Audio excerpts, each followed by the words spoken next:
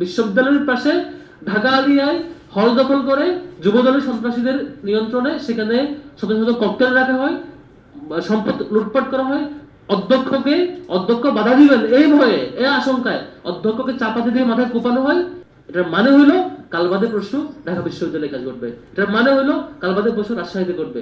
আজকে আমরা ডাকসুর মেয়াদকাল একেবারে শেষের দিকে, খুব আগামী বলা চলে যে মাসখানেক সময়ের মধ্যে আমাদের নিয়মিত যে মেয়াদ, সেই মেয়াদ শেষের দিকে পৌঁছাবে। আগামী মাসের 12 থেকে 16 তারিখের মধ্যে শেষ হওয়ার কথা। তো এই সময়ের মধ্যে আমরা এটুকু বলতে পারি, ক্যাম্পাসের শিক্ষার্থীদের জন্য হলকে দখলমুক্ত রেখে শিক্ষার্থীদের কল্যাণে যেসব কাজ করে যাওয়ার কথা আমরা করে গিয়েছি। আমরা মনে করেছিলাম নির্বাচনের পরে তারেক রহমান যখন ক্ষমতায় আসছেন, বিএনপি সরকার, উনি প্রথম সংসদের বক্তব্যে তিনি বলেছেন, সংসদ অধিবেশনে সবার আগে বলেছেন এটি গণতন্ত্রের বিজয়। তিনি এবারে নির্বাচনকে এবং বিএনপিকে ক্ষমতা আসার মধ্য দিয়ে গণতন্ত্রের বিজয় এবং গণতন্ত্রকে তিনি রক্ষা করবেন বলে কমিটমেন্ট দিয়েছেন।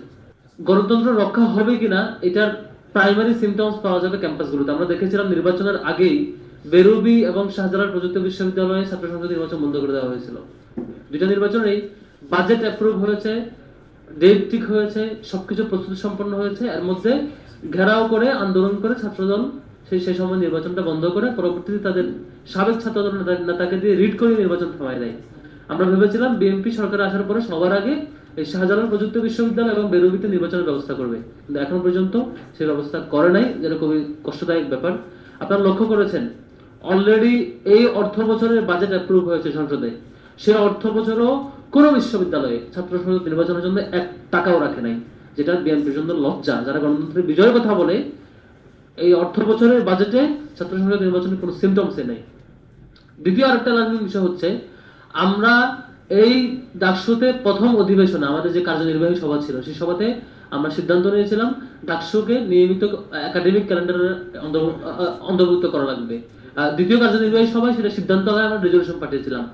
তার পরিকল্পনার আলোকে সে সময় প্রশাসন ইউনিভার্সিটির একাডেমিক কমিটি আহ্বান করে, সেই একাডেমিক কমিটিতে সেটা অ্যাপ্রুভ হয় যে একাডেমিক ক্যালেন্ডারে ডাকসুকে ক্যালেন্ডার এড করা হবে, এবং ক্যালেন্ডার কমিটিতে চিঠি পাঠানো হয় যে আপনারা পরবর্তী যে একাডেমিক ক্যালেন্ডার দেওয়া হবে সেখানে এটা বসাই দিবেন। তো এখন জুলাই থেকে যে ক্যালেন্ডার ঘোষণা হয়েছে, নতুন প্রশাসন আসার পরে যে প্ল্যানিং ঘোষণা হয়েছে, সেই প্ল্যানিং এ ডাকসু নির্বাচনকে রাখে নাই, অথচ সেটি পূর্বের একাডেমিক মিটিং এ অ্যাপ্রুভড হওয়া ব্যাপার যে পরবর্তী যে ক্যালেন্ডার অ্যাপ্রুভ হবে সেই ক্যালেন্ডার ডাকসুকে অ্যাড করা হবে।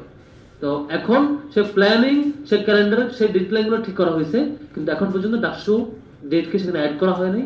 ডাকসু নির্বাচনের ফান্ড কই থেকে আসবে সেটা কোনো প্ল্যানিং ঠিক করা হয় নাই। সিনেট অধিবেশন শেষ হয়ে বাজেট অ্যাপ্রুভ হয়ে তারা কাজ শুরু করেছে, অলরেডি টাকা খরচ করা শুরু করছে। তো এটা খুবই অ্যালার্মিং, যেটি পূর্ব নির্ধারিত অ্যাপ্রুভ একটা বিষয়। এটা ট্রু তারা আমার মসজিদের এসি চালু করা আটকায় দেয়, এটা ট্রু তারা আমার সেন্ট্রাল মসজিদের 2 কোটি টাকার প্রকল্প চেক হস্তান্তর আমরা করবার পরও আমাদের ম্যানেজমেন্টে টাকা নিয়ে আসার টাকা সেন্ট্রাল মসজিদের সেন্ট্রাল ফিল্ডে টাকা কাজ শুরু করে নাই।